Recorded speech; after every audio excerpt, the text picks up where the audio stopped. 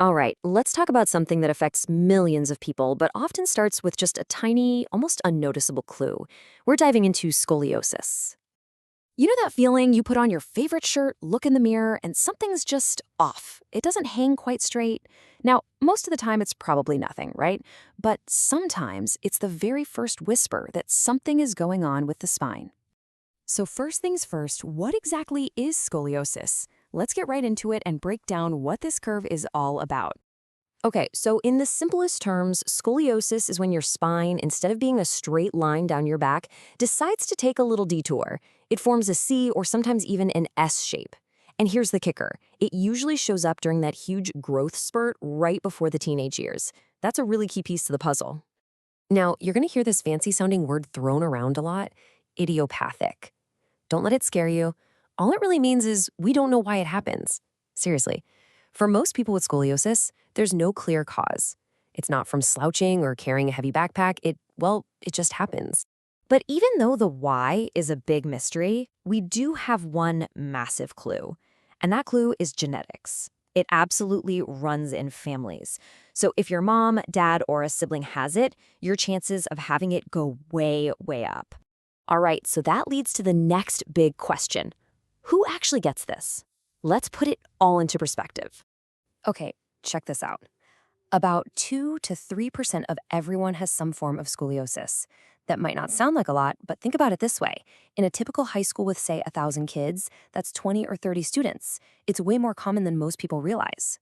But, and this is a really important but, while those small curves are pretty common, the really severe cases, the ones that might require serious intervention, they are much, much rarer. We're talking only about 1 in 1,000 people.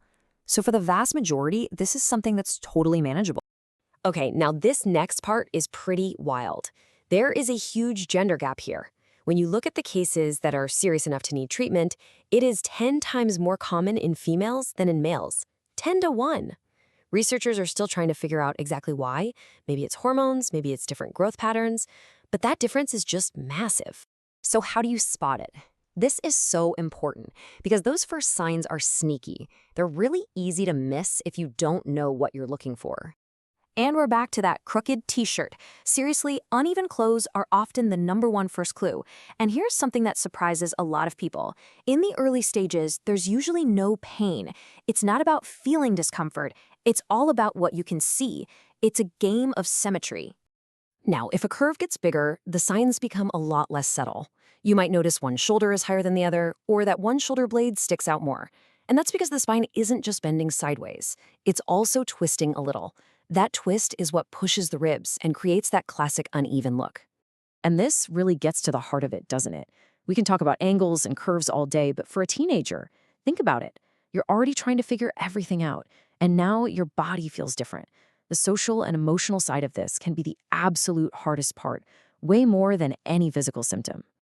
Okay, so what if you see some of these signs? What's the next step? Let's walk through exactly how doctors figure this out. It's actually a pretty straightforward process, just 3 main steps.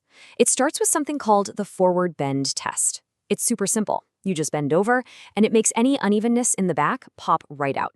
If the doctor sees something there, then step 2 is an X-ray to get a clear picture. And that's where the most important step happens, measuring the curve. And that measurement has a name, the Cobb angle. This is the magic number. It's everything. A doctor measures this angle on the X-ray, and that one number tells them exactly how severe the curve is. It's the key that unlocks the entire treatment plan. So you've got the diagnosis, you've got the Cobb angle, what now? This is the big question, right? Let's look at the options. And here's the best news of all. For most people, the treatment is, well, not very dramatic. The vast majority of cases are minor. The game plan is usually just to keep an eye on it, we call that observation, and maybe do some physiotherapy to work on core strength and posture. That's it. It really all comes down to that Cobb angle we talked about. It's like a roadmap. If the curve is small, under 20 degrees, it's just watch and wait. If it's in that middle range, say 20 to 40 degrees, and the person is still growing, a brace is often used to keep it from getting worse.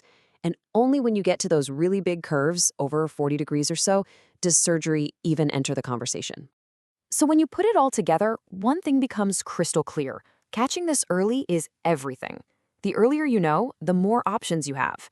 And it really makes you think, doesn't it? What if simple checks were just a normal part of growing up, at school or at home? It could make a world of difference for so many kids, getting them the right help at the exact moment they need it.